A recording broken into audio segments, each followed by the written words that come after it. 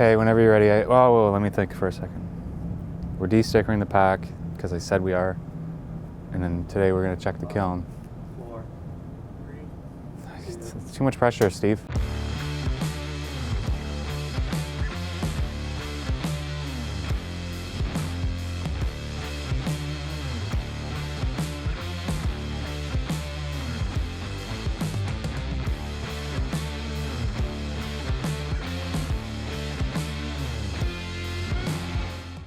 All right, guys, these are the cookies you saw recently in one of our videos.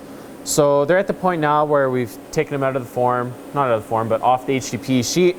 And James is going through the wide belting process. What we're trying to do is we're trying to get any of the epoxy staining on the top of the end grain. Being the end grain, it's really going to suck in a lot of that epoxy. So we don't want it to discolor any of the areas around the cracks.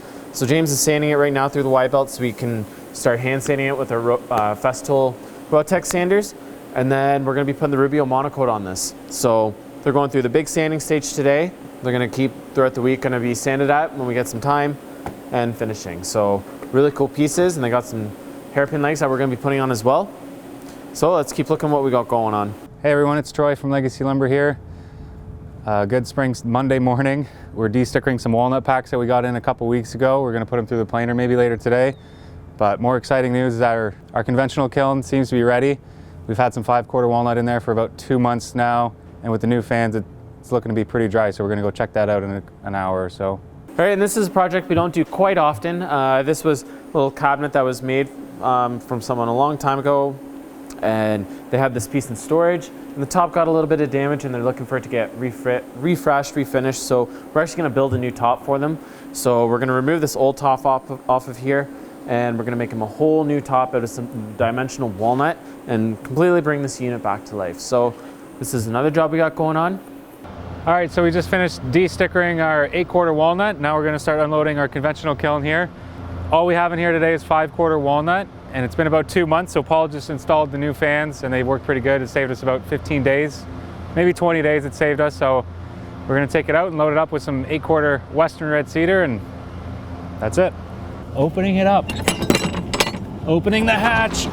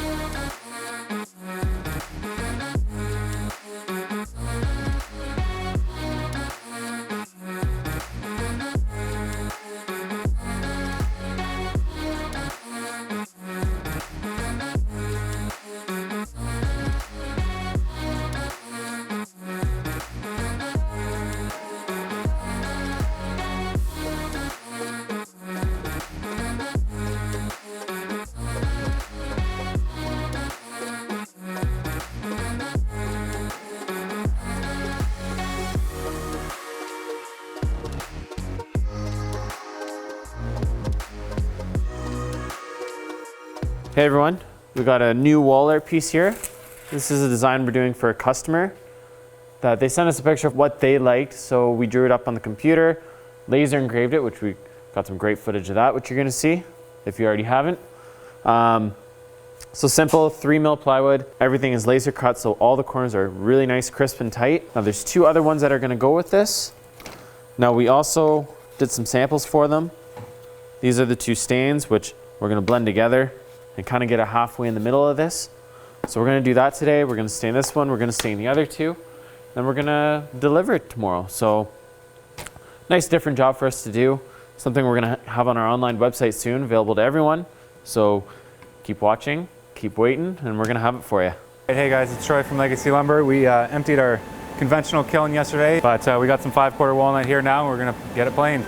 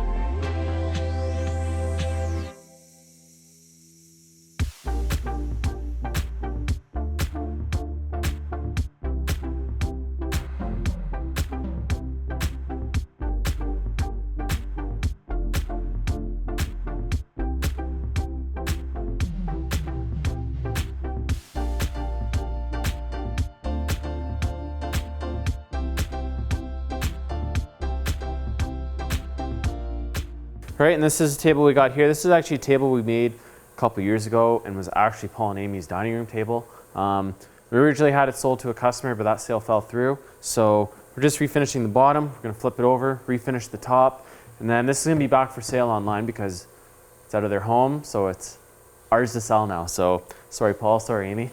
So yeah, like I said, next steps, we're gonna flip this over, finish it up. We're gonna get pictures online, and this guy is for sale. So stay tuned for that. Check out our website. Cool. All right, how's it going, everyone? Monday morning here, and we got a customer slab on the CNC. When he dropped it off, it looked pretty flat, and when I'm setting it up this morning, it is not flat at all. It was air drying for about 3 years, and it has twisted up significantly. I had to make my own wedges out of a 4x4 to prop it up, and we're gonna try and level it off right now. Okay, so this slab was cut at 2.5 inches, 10/4, and unfortunately, it's either gonna be really, really thin, or he's gonna have the bottom to be about 80% rough is basically what's gonna happen here. And that's why we love our radio frequency kiln that has a 1,000-pound press for 2 weeks while it's drying to keep it nice and flat, whereas so this 2.5 inch slab would finish at 2 inches at the least, whereas this one we're gonna have to go well under 2 inches to have it nice and flat for the guy. All right, another throwback table that we did a couple years ago. So this is another one we're freshening up. You can see we got all the P-Tech and all of the little bug holes and this ambrosia maple. So we're just doing that right now. Then we're gonna come back. We're gonna sand it all once it's a little bit more hardening to do on the P-Tech, but we're gonna sand it all back. Then we're gonna put a water-based lacquer on it. So really bringing this ambrosia maple back to life. We're gonna actually build a little bit of stock online for people, give them some options. And obviously if you're interested in a custom table, we're doing that every day as well. So contact us about that. All right guys, and you've been seeing throughout our video the process of building this little top for the cabinet that we're refinishing as well. Turned out really, really nice. This has got the Rubio monocoat on it. Gave it a really, really nice sheen and luster to it. Minimal sapwood on the top. Really nailed it with this. James did an awesome job on it. Yeah, get a close-up look. Really good detail. This is going to be going on the cabinet very shortly. All right, guys. We've got a few slabs here. They're obviously stacked on top of each other, but they're going to make a Bookmatch table. This is actually a table we're going to be shipping to England, UK. So we've already mapped out where our cut lines are. Our customers seen the wood, they love it. So next steps are we're going to take the wood out of the stack, cut off any excess that we can so we can get the most thickness out of flattening these. So that's the next step for these, and then follow along and you're going to see some book matching done on it as well. Hey everyone, these are the two slabs that we picked out to build the table that's going to go over to the UK. Now, if you just watched our Tool Tuesday, we did a whole segment on it on the CNC flattening. If you haven't watched it, check out the link that is posted right here. But yeah, the stage we're at right now is we did plane them just to finalize our thickness and whatnot. Now, being a Bookmatch table, this is the stage where we need to really lay everything out so all our cuts are precise, everything's accounted for, and to make this a really, really good Bookmatch. Now, there's a few key points here I'll explain to you quickly for a Bookmatch. Now, when you think Bookmatch, a lot of people think, oh, this slab's gonna be the same width as this slab. If you do them the exact same, it's gonna be a perfect lineup. It's not entirely true. if you look at a perfect Bookmatch table, your glue joint will not be center. And that's because of the difference of the slabs in their log form and the angle of the outside, and there's a lot of contributing factors. But the end of the story is the glue line is not the perfect center. Now what we're doing is, you can see I've got some lines here. What I did was I've measured my distances at these points. So these points I measured from the end to here, because I know this is the exact same distance, so that details are gonna match up.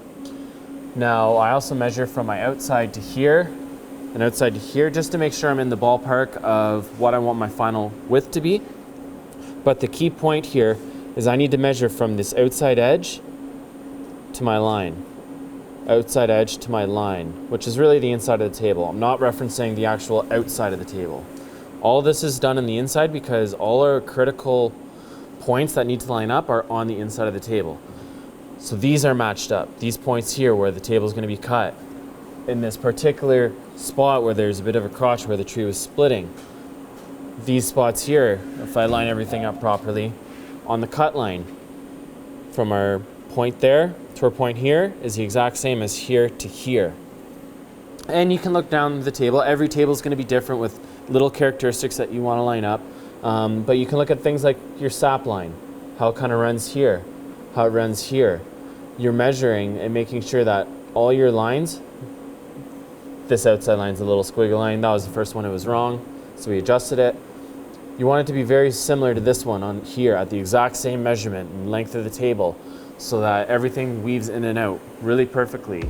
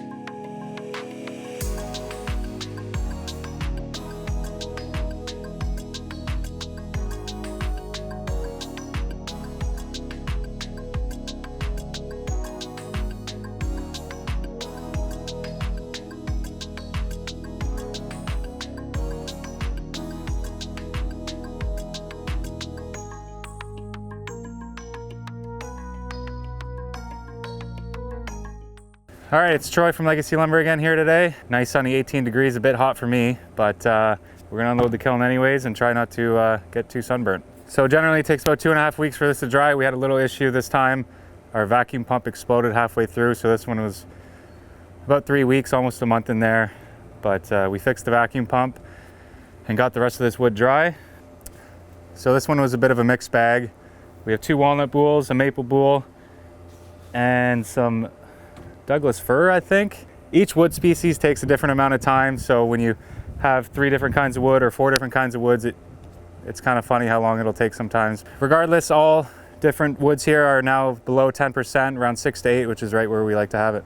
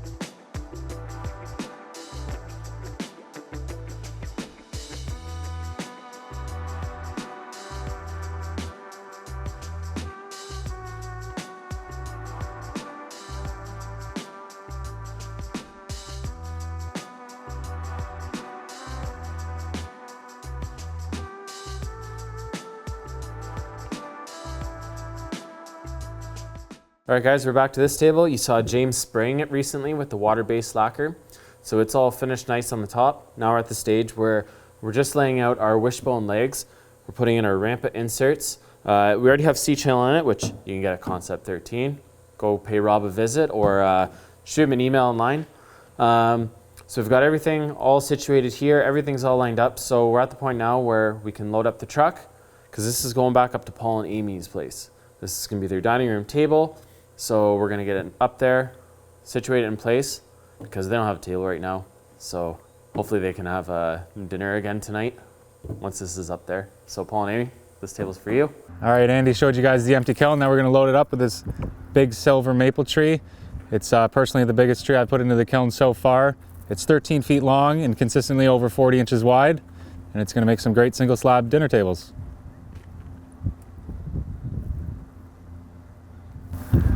How's your lunch? On the juice cleanse, folks. Not great.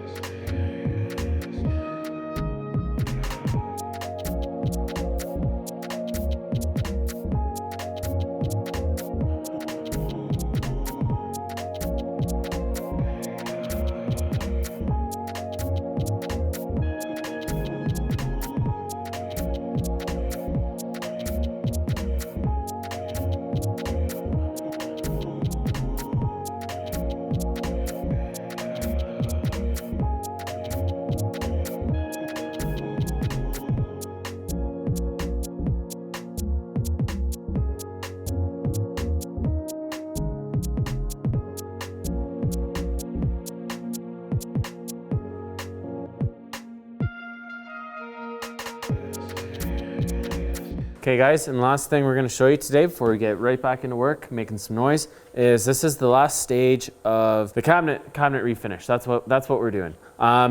So everything, the doors have been refinished, the drawers have been refinished, the top, a new top has been made and finished. So now we're at the stage where we're stripping and cleaning up the outside face and the face of the cabinet.